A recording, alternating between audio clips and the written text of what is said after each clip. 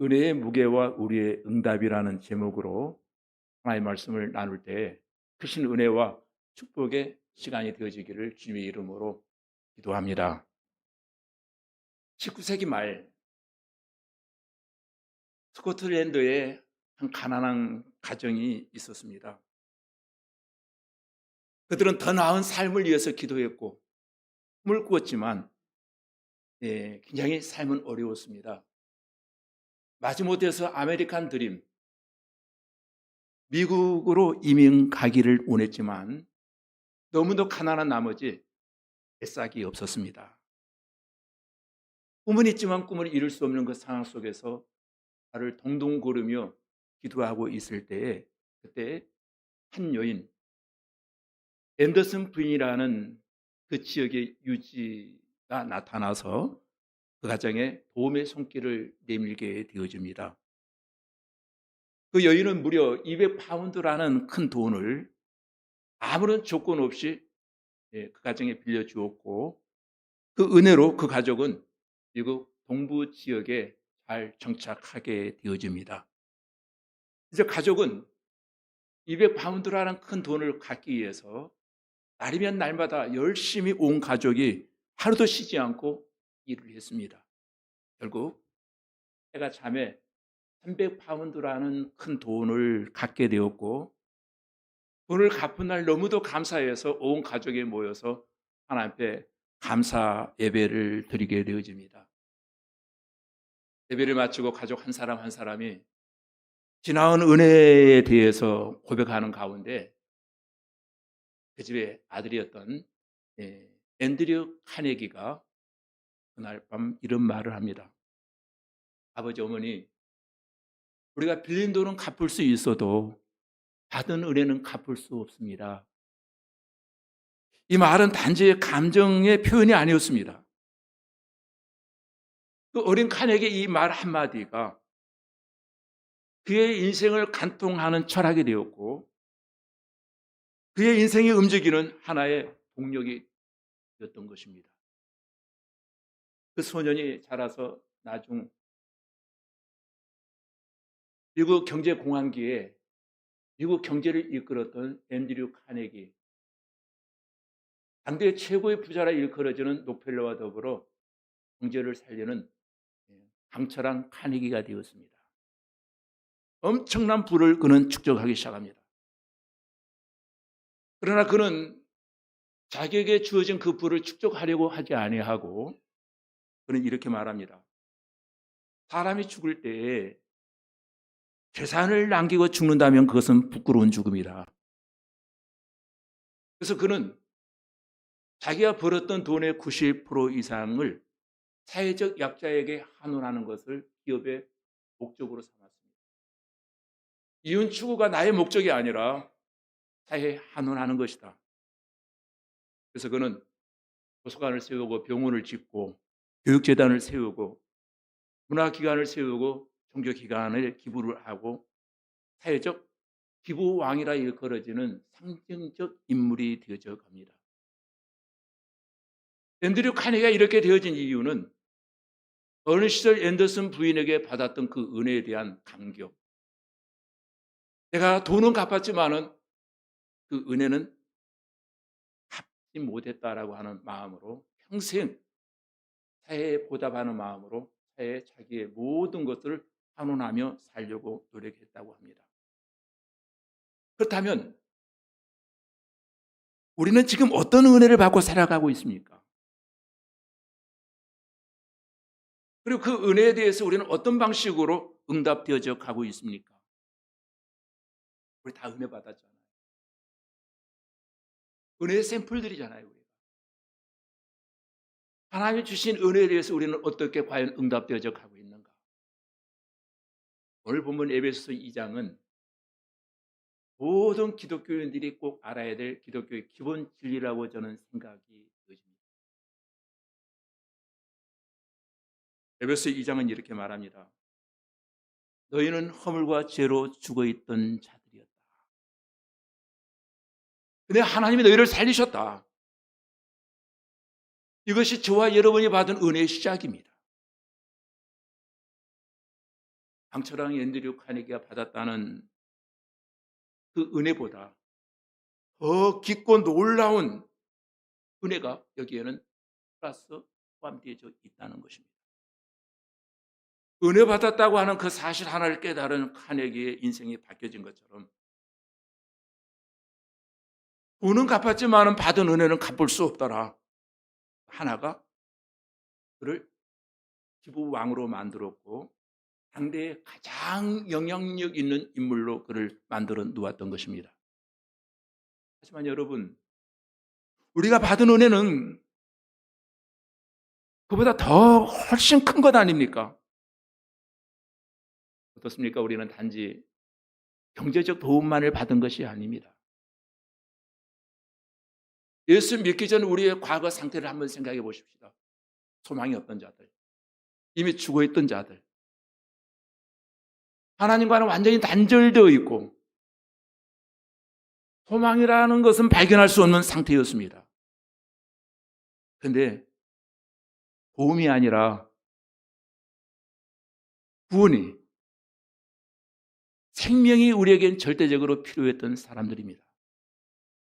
에베소서 2장은 우리의 그 깊은 과거를 이렇게 말하고 있습니다. 예수 밖에 있을 때 너희의 지난 날을 한번 생각해 보아라. 허물과 죄로 죽어있던 너희를 살리시지 않았느냐. 예수 밖에 있을 때 우리는 허물과 죄로 다 죽어있던 자들이에요. 이것이 우리의 과거입니다. 1절에 말합니다. 그는 허물과 죄로 죽었던 너희를 살리셨도다. 여기 허물이라고 하는 말이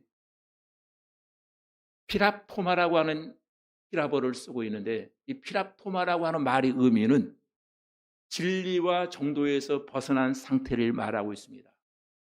꼭 있어야 될 자리에서 이탈한 상태를 허물이라고 말하고 있습니다. 꼭 있어야 될 진리의 터전에서 벗어났다면 죽는 게 당연하죠. 그런데 하나님의 은혜로 허물과 죄로 죽어있던 우리를 살리셨도다라고 1절 하반절은 힘주어 말하고 있습니다. 여기서 죽었다라고 하는 말의 의미가 뭔 줄 압니까? 이 말은 영적인 무감각 상태에 있었다는 거예요. 하나님의 영이 우리의 마음을 놓고 하기까지 우리의 마음은 무감각 상태, 하나님을 인지할 수 없는 상태에 놓여져 있었다는 거예요. 이 말하면 살아있지만 하나님과는 완전히 단절되어진 상태를 말합니다. 맞습니다. 육체는 살아있습니다. 그런데 하나님을 인식하지 못합니다. 그분의 뜻이 무엇인지 반응하지 못하고는 상태를 말하고 있습니다. 마치 이것은 전기가 끊긴 전구처럼 뿌리가 잘린 나무처럼 더 이상 생명력과 에너지를 공급받지 못하는 상태를 말하고 있습니다. 이유가 뭐냐고요? 죄 때문입니다. 하나님과 분리된 생명과 분리된 상태에는 바로 시체와 똑같은 상황이었다는 거예요. 이것이 지난날 우리의 과거입니다. 그런데 허물과 죄로 죽어있던 우리는 세 가지 사슬에 의해서 지배를 받게 되어 있다는 거예요. 하나님과 우리가 영적으로 단절되잖아요. 세 가지 사슬이 우리를 얽매이기 시작합니다. 2절에 말합니다. 그때 너희는 그 가운데에서 행하여 이 세상 풍조를 따르고 공중의 건세 잡은 자를 따랐으니 곧 지금 불순종의 아들들 가운데에서 역사하는 영이라. 세 가지를 말하고 있죠. 첫째 사슬이 세상의 풍조라고 하는 사슬을 따랐다는 거예요. 이 말은 당시의 문화, 가치관, 유행, 철학에 아무 생각 없이 휩쓸려 유행 따라 살아가게 되었다는 거예요. 세상은 항상 내가 중심이다. 세상은 성공이 전부야. 남보다 더 잘 살아야 돼. 우리도 그런 생각을 진리인 양 따라갔다는 거예요. 그것이 삶의 본질이 아닌데 자꾸 비본질을 추구하는 삶이 되어져 가더라는 거예요. 허물이. 진리에서 이탈하는 순간부터 우리는 진리 아닌 것을 따르며 그것을 사모하게 되어지더라는 겁니다. 두 번째 사슬은 공중권세 잡은 자라는 말입니다. 여기 공중권세 잡은 자란 사탄을 말합니다. 단지 분위기에 끌려간 것이 아니에요. 우리의 삶을 조종하고 왜곡시키는 영적인 세력, 나도 모르는 사이에 사탄의 영향력 안에 내가 놓이고 말았다는 겁니다. 요즘 그런 사람들이 많이 있죠. 제가 죄인 줄도 모르고 거짓 진리로 우리를 포장하고 살아간다는 것입니다. 세 번째, 육체의 욕심과 본능이라고 하는 말의 의미는 3절에 보니까 우리도 다 그 가운데 우리의 육체의 욕심을 따라 지내며 예부의 영향뿐 아니라 우리 안에도 욕망이 늘 끌어오르고 있었다는 거예요. 하고 싶은 대로, 느끼는 대로, 보고 원하는 대로 살아갔다는 것입니다. 말하면 이런 거예요. 항상 내 생각, 내 뜻, 내 계획, 이것이 앞섰다는 거예요. 근데 중요한 것은 내 생각, 내 계획, 내 뜻의 결론은 욕심이 작동하고 있다는 거예요. 소위 말하면 내 생각대로 할 거야 라고 하는 말은 내 마음대로 살겠다는 뜻이거든요. 욕심과 욕망이 그렇게 만들어버린다는 거예요. 이러한 삶의 세 가지 사슬에 매이게 되면 우리의 결론이 뭡니까? 본질상 진노의 자녀가 되어지고 만다는 거예요. 3절 하반절에 말하잖아요. 우리도 본질상 진노의 자녀였더라. 이 세 가지가 지배하기 시작할 때 모든 사람은 본질상 하나님 앞에 진노의 자녀가 되어지고 만다는 거예요. 죄를 짓고도 몰랐고 그 죄가 하나님 앞에 어떤 결과를 가져오는지도 몰랐습니다. 우리는 하나님의 진노를 피할 수 없는 존재, 스스로 구원할 수 없는 존재였습니다. 그 어떤 종교, 도덕, 윤리로도 그 죽음에서 우리를 꺼낼 수는 없었다는 것입니다. 다시 한번 정리합니다. 이게 기독교의 기본 진리예요. 저와 여러분이 예수 믿기 전의 상태에는 단순히 윤리적으로만 부족한 사람들이 아니었습니다. 영적으로 완전히 죽은 자들이었어요. 무능한 자, 무감각한 자. 당연히 우리는 하나님의 진노 아래 살고 있었다는 거예요. 본질을 모르니 그것이 진짜인 줄 알고 살았어요. 이 사실을 깊이 깨달을수록 우리가 받은 은혜의 무게는 무거워질 수밖에 없다는 것입니다. 본질상 우리는 진노의 자녀였다, 과거에. 다시 한번 강조합니다. 저와 여러분이 예수 밖에 있을 때, 예수를 믿지 아니할 때 우리는 이미 죄로 인해서 완전히 죽은 자들이었고 세상과 사탄과 욕망에 끌려다니며 하나님 앞에 아무런 소망이 없는 자들이었습니다. 이것이 지난날 과거 우리의 모습입니다. 그런데 어느 날 예수 그리스도를 나의 구주, 나의 하나님을 영접하는 그 순간 우리의 현재가 바뀌어지기 시작합니다. 우리 현재는 하나님의 은혜로 살아가고 있는 사람들이에요. 하나님의 은혜가 우리 안에 들어왔다는 거예요. 4절에 보면 이렇게 말합니다. 긍휼이 풍성하신 하나님이 우리를 사랑하신 그 큰 사랑을 인하여. 다시 한번 본문을 조명해 볼 때 1절로 3절까지는 인간이 철저한 절망 상태를 말해주고 있습니다. 근데 4절에 보니까 한 줄기의 소망이 여기에 나타납니다. 긍휼과 풍성하신 하나님, 그 하나님이 우리에게 은혜를 주셨다는 거예요. 그러면 여기 긍휼이라고 하는 단어가 굉장히 중요합니다. 긍휼이라고 하는 단어를 헬라어에 엘레오스라고 하는 단어를 쓰고 있는데 불쌍히 여기는 동정, 아파하는 신실한 사랑을 말합니다.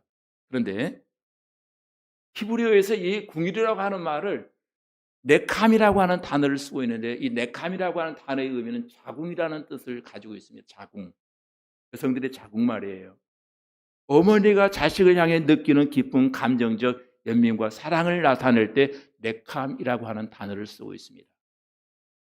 우리의 상태를 바라보신 하나님이 아픈 마음으로 우리를 보셨다는 거예요. 죄로 죽어가고 있는 우리 인간들을 어머니의 심정으로 우리를 바라보셨다는 겁니다. 예면하거나 버리지 않으셨습니다. 심판이 아니라 사랑으로, 진노가 아니라 은혜로 어머니의 심정을 가지고 우리에게 하나님이 다가오셨다는 거예요. 이 말은 우리가 지혜가 있어서 하나님을 찾아간 것이 아니라 하나님이 우리를 찾아오셨다는 거예요. 찾아오신 이유가 뭡니까? 우리를 살리시고 우리와 함께 앉히시려고 우리에게 찾아오셨다는 거예요. 한번 5절로 6절을 우리 한번 다 같이 읽어보겠습니다. 시작. 그리스도와 함께 살리셨고 이는 은혜로 구원을 받은 것이라. 또 함께 일으키사 그리스도 예수 안에서 함께 하늘에 앉으시고. 여러분, 거기에 똑같은 단어가 하나 나옵니다. 3번 등장하는 단어가 하나 있습니다. 어떤 단어입니까? 함께라고 하는 신들로스라고 하는 단어가 나옵니다. 이 함께라고 하는 단어, 동반자가 되어서 3번을 강조합니다. 이것은 예수 그리스도 안에서 우리가 연합된 존재가 되었음을 말하고 있습니다. 함께 살리셨고 그분의 긍휼이 우리를 살리셨다는 거예요. 새 생명, 우리는 영적으로 다시 태어난 사람들이 되었다는 거예요. 예수 밖에 있을 때 우리는 죽은 자들이었지만 지금은 하나님의 생명이 우리 안에 흐르고 있다는 거예요. 지금. 그리고 함께 일으키시고 부활의 능력은 단지 살려두신 것이 아니라 새 삶이 시작되게 하였고 과거는 끊어졌고 새로운 방향으로 우리는 가게 되었다라고 하는 것을 말할 때 일으키시고라고 하는 단어를 쓰고 있습니다. 그리고 세 번째, 함께 앉히시사 하늘의 시민권이 우리에게 주어졌다는 거예요. 예수 그리스도를 영접하는 순간 우리에게는 신분의 변화가 왔다. 지난날 제 자녀였다면 이제는 왕의 자녀가 되었고 하나님의 건속이 되었다. 저희 말하면은 스페셜 트레이저, 하나님 특별한 소유들이 되었다라고 하는 것을 강조할 때에 함께 앉히사라고 하는 단어를 쓰고 있다는 거예요. 자, 우리 예수 믿고 있다고 하는 것 자체가 은혜의 증거라는 사실입니다. 절절히 이렇게 말합니다. 이는 그리스도 예수 안에서 우리에게 자비하심으로써 그 은혜의 적의 풍성함을 오는 여러 세대에 나타내려 하심이라. 하나님 지금 우리의 삶을 통해서 자신의 은혜가 얼마나 큰지 세상에 보여주고 있다는 거예요.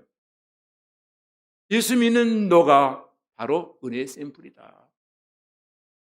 지금 나는 내가 존재하는 것은 하나님의 궁일로 살고 있는 것이다. 그리스도와 함께 살고 있고 장차 이 세상 끝나는 날 하나님의 시민권을 가진 자이기 때문에 하나님 보좌 우편에 앉게 되어질 것이다. 이제 그러한 우리의 현재 삶이 앞으로 미래에 어떻게 전개되어져 가야 될 것인가? 은혜에 보답하는 마음으로 살아야 된다는 것입니다.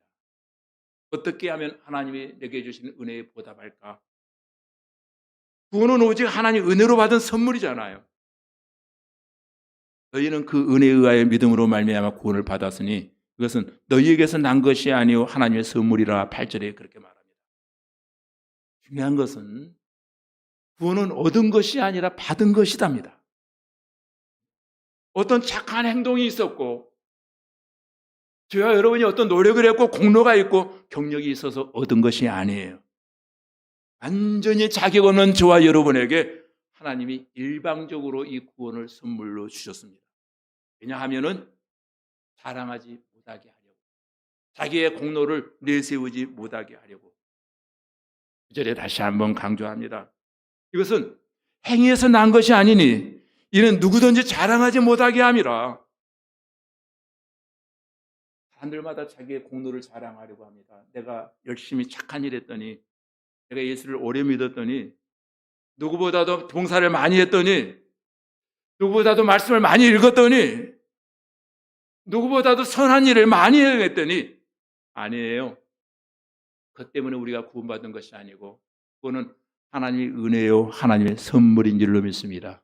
전적인 은혜로 말미암아 저와 여러분이 하나님을 아바, 아버지라 부를 수 있는 권세가 주어졌다는 것입니다.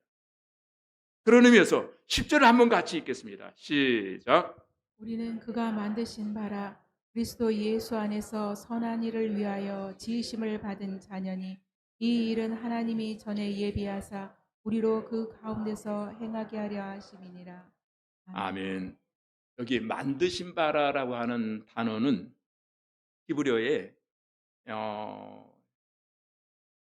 후이에마라고 하는 단어를 쓰고 있는데 너희는 하나님이 만드신 걸작품이야 라는 그런 뜻이에요.